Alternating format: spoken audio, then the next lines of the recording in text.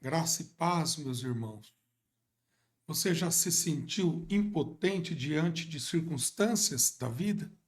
Nessa palavra de 10 a 15 minutos no máximo, eu quero orar com você ao final, nessa playlist que nós estamos fazendo sobre a vida de José.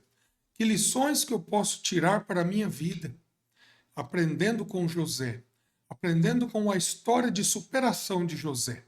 O texto que eu quero ler hoje, ele está aqui em Gênesis 37, do versículo 23 até o 36. E aconteceu que, chegando José aos seus irmãos, tiraram-lhe de José a túnica de várias cores que trazia, e tomaram-no e lançaram numa cova. Porém, a cova estava vazia, não havia água nela. Depois de assentarem-se a comer pão, e levantaram-se os olhos e olharam, e eis que uma companhia de israelitas vinha de Gileade, e seus camelos traziam especiarias e bálsamo, e mirra, e iam levá-los ao Egito. Então Judá disse aos seus irmãos: Que proveito haverá que mantemos o nosso irmão e o escondamos o seu sangue? Vinde e vendamo-lo, estes ismaelitas, e não seja nossa mão sobre ele, porque ele é nosso irmão, nossa carne. E seus irmãos obedeceram. Passando, pois, os mercadores midianitas, tiraram e alcançaram de José na cova, e venderam José por 20 moedas de prata aos ismaelitas, aos quais levaram José ao Egito. Voltando, pois, Rúben à cova, eis que José não estava na cova. Então rasgou suas vestes e voltou aos seus irmãos e disse: O menino não está, e eu onde irei? Então tomaram a túnica de José e mataram um cabrito e tingiram a túnica no sangue. E enviaram a túnica de várias cores, mandando-a levá-la ao seu pai. E disseram: Temos achado essa túnica. Conhece agora que se não é a túnica do teu filho? E escondeu e disse: É a túnica de meu filho, disse Jacó. Uma fera o comeu, certamente José foi despedaçado. Então Jacó rasgou suas vestes, pôs saco sobre os seus lombos e lamentou ao seu filho muitos dias. Elevaram-se todos os seus filhos e todas as suas filhas para o consolarem. Recusou, porém, seu consolado e disse: Porquanto com choro hei de descer ao meu filho até a sepultura. Assim chorou seu pai. E os midianitas venderam-no no Egito a Potifar, oficial de Faraó, capitão da guarda. Veja, meus irmãos, tem gente ruim nesse mundo. Tem gente muito ruim. E tem também os irmãos de José. O fato é que gente ruim, como os irmãos de José, a gente encontra em toda parte. E muitas vezes eles podem estar até à nossa volta. A nossa vida não está, nós não estamos alheios a esse tipo de acontecimento. Pessoas que tramam planos contra nós na nossa caminhada.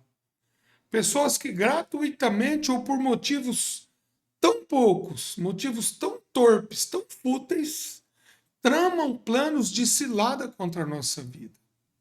Aí esses eram os irmãos de José. José tinha 10 irmãos. E percebe que a única coisa que José fazia era dar alguma notícia dos seus irmãos para o seu pai. José era um menino, nada mais com 17 anos apenas. Certamente ele não tinha mais que 17 anos.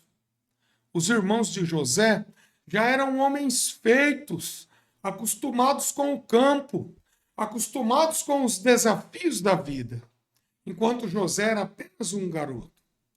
Talvez eu estou pregando aqui para pessoas que não estão tão acostumadas com os desafios da vida, não estão tão acostumados com as labutas diárias.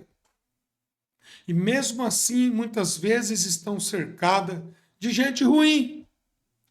Bastou José ficar fora dos olhos do pai e os irmãos enxergarem nele uma fragilidade para colocarem em prática uma situação que hoje a gente pode chamar de crime hediondo, com requintes de crueldade, pegar o irmão jovem sem chance nenhuma de defesa, com circunstâncias agravantes e lançar ele numa cisterna.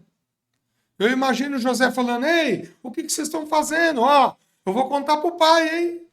O que vocês estão fazendo comigo? Aquela túnica colorida de José representava, era um símbolo de amor, de proteção. E os irmãos de José não pensaram duas vezes. José havia recebido aquela túnica de presente do pai dele.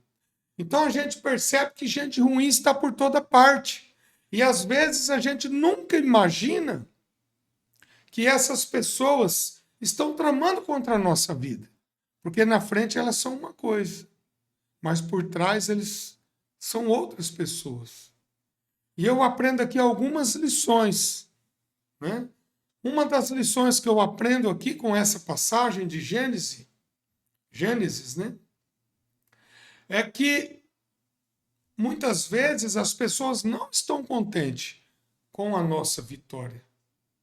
Foi assim nessa ocasião, que a inveja, muitas vezes, ela está ali embutida, enrustida, oculta nas pessoas, e elas estão tramando e a gente não percebe. E no momento oportuno, o inimigo usa essas pessoas para nos lançar num poço, para nos lançar numa cova de solidão, de traição, de tristeza, de angústia, de sentimento de impotência.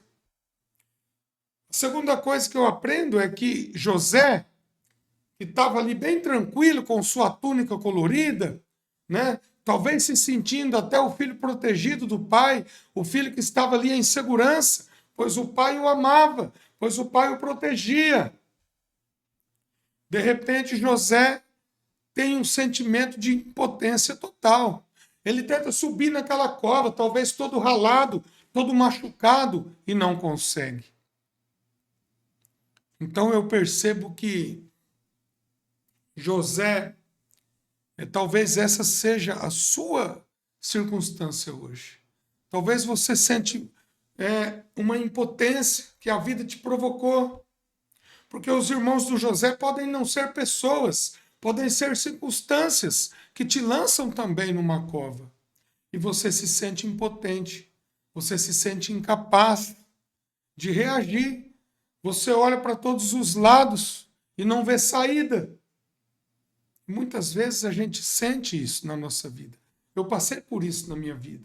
Chegar a um sentimento de impotência, de não ter o que fazer, de tentar subir e só ficar no mesmo lugar, estagnado, abandonado, ninguém estende a mão. Já aconteceu isso na sua vida? Eu quero que você comente aqui, se você já passou por isso. No final, eu quero orar pelos pedidos que podem ser deixados aqui. Talvez essa seja a situação de alguém que eu estou pregando agora. Eu aprendo com José que sempre existe uma saída, porque quando os irmãos dele viram, né, uma caravana de ismaelitas, falou: vamos vender ele.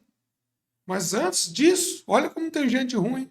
Os irmãos dele sentaram para comer como se nada tivesse acontecido. E muita gente faz isso com a gente.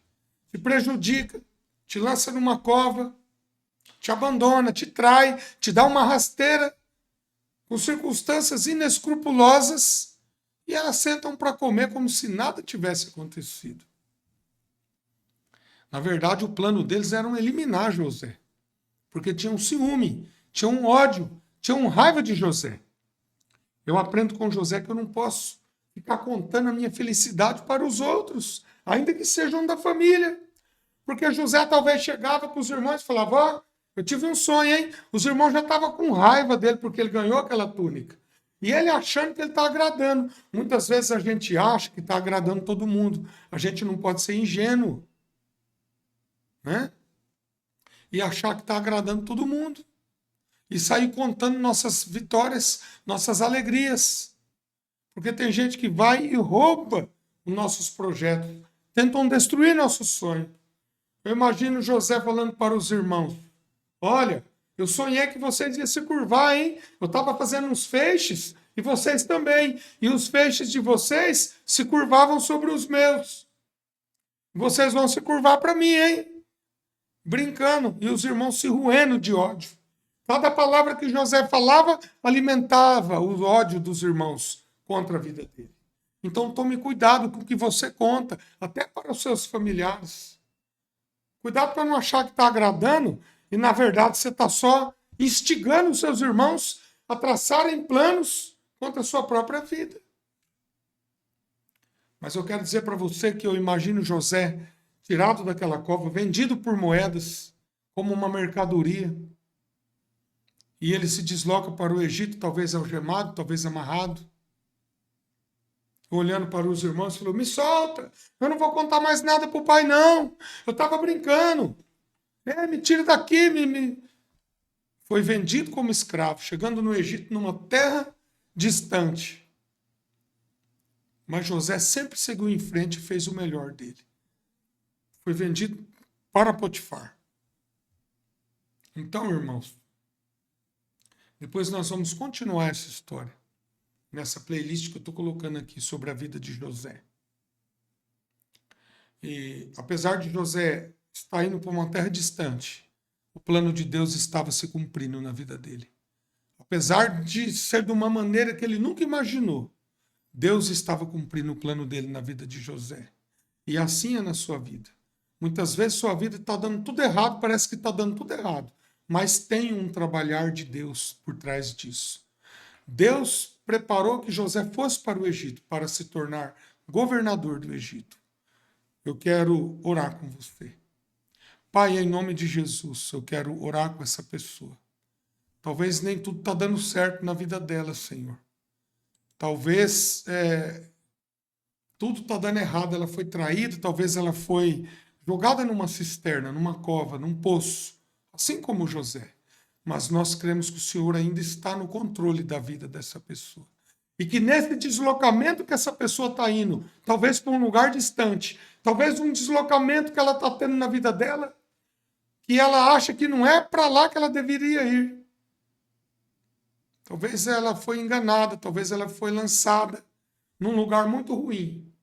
Mas que ela possa entender que até nesse deslocamento o Senhor está com ela. Que o Senhor tem um projeto na vida dela. E que por mais que pessoas ruins, por mais que circunstâncias difíceis apareçam na vida dela, o Senhor há de cumprir o projeto na vida dela. Eu quero orar por cada nome deixado aqui, apresentar no teu altar e pedir que o Senhor cumpra cada projeto, cada plano, em nome de Jesus. Não deixe de deixar o seu amém, compartilhar o que você achou. Coloque sugestões aqui nos comentários e envie para alguém. Amém? Deus abençoe sua vida. Um abraço do Subdionei, filho do rei. E até a próxima, se Deus quiser.